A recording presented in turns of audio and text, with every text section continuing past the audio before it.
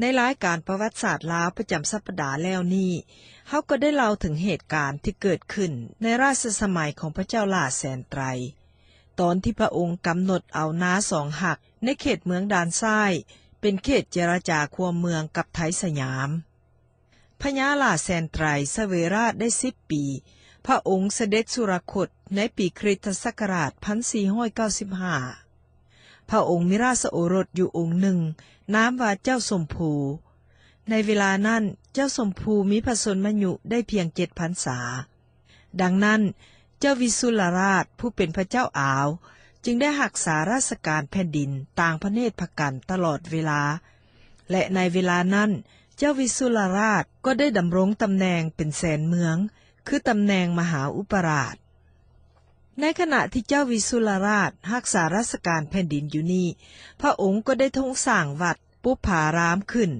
และสร้างพระสถูปเพื่อบรรจุพระอัฐิธาตุของพญาล่าแสนไตรและได้ทำพิธีเถระพิเศษกพระสุเมธาจารย์ขึ้นเป็นพระสังฆเสนา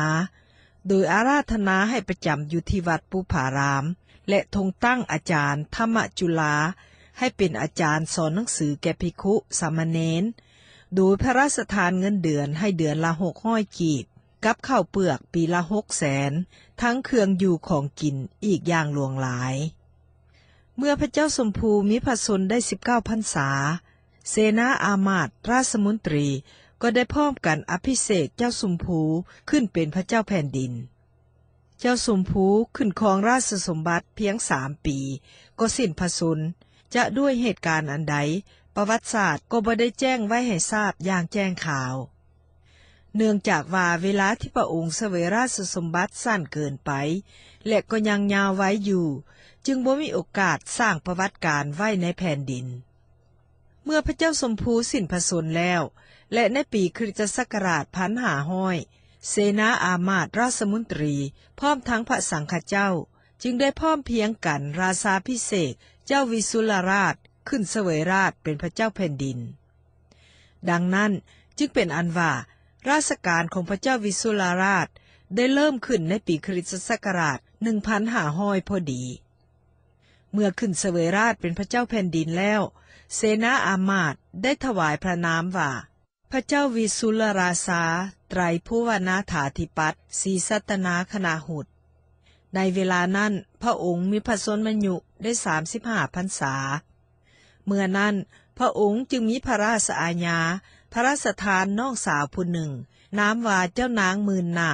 ให้เป็นภริยาของเจ้าซ้ายและทรงแต่งตั้งเจ้าซ้ายให้เป็นเจ้าภูมิเหนือพระราชทานน้องสาวอีกผู้หนึ่งนามว่าเจ้านางแผนให้เป็นภริยาของท้าวก้อนคำโอรสของเจ้าเมืองปากห้วยหลวงแล้วทรงพระราชทานอาญาให้ท้าวก้อนคำไปเป็นเจ้าเมืองกระบองทรงพระราชอาญาแต่งตั้งพระอนุสาของพระราชมารดาให้เป็นมื่นหลวงและให้พี่เลี้ยงผู้หนึ่งไปกินเมืองขวาพอถึงคริสตศักราช1502สมเด็จพระเจ้าวิสุลราชเจ้าทรงแต่งตั้งให้เสนาอามาตย์ลงมาอาราธนาเอาพระบางเจ้าขึ้นเมืองเสียงทองโดยทางบก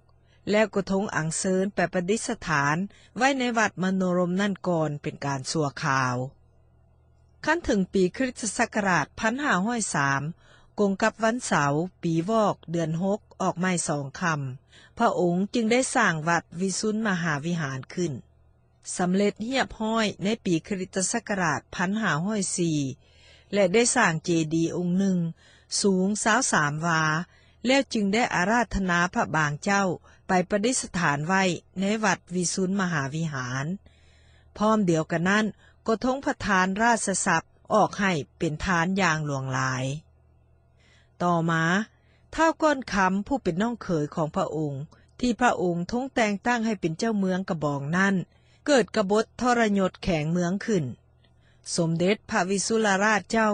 จึงได้แต่งให้เจ้าภูมิเหนือลงมาผาบกองทหารของเจ้าภูมิเหนือสู้กับเจ้าก้อนคำเจ้าเมืองกระบองบ่ได้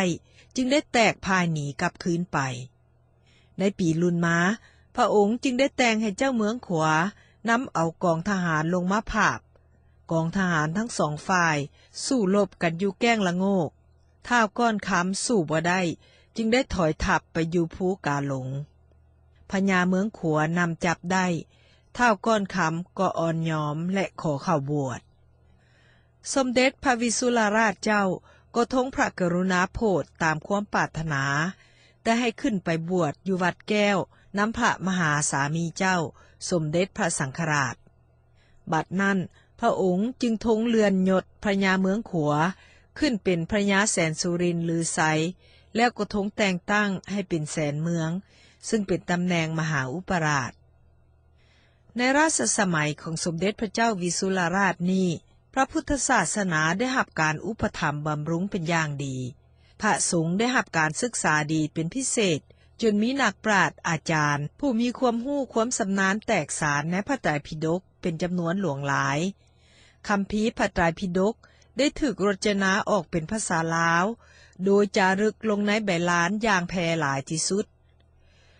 นอกจากจะมีการศึกษาภาษาบาลีแล้ว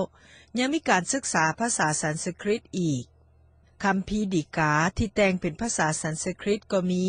เช่นคัมภีร์ปัญจตันตระเป็นต้นดังเฮาจะนำเอามาเสนอทานผู้ฟังในสัปดาห์หน้าสบายดี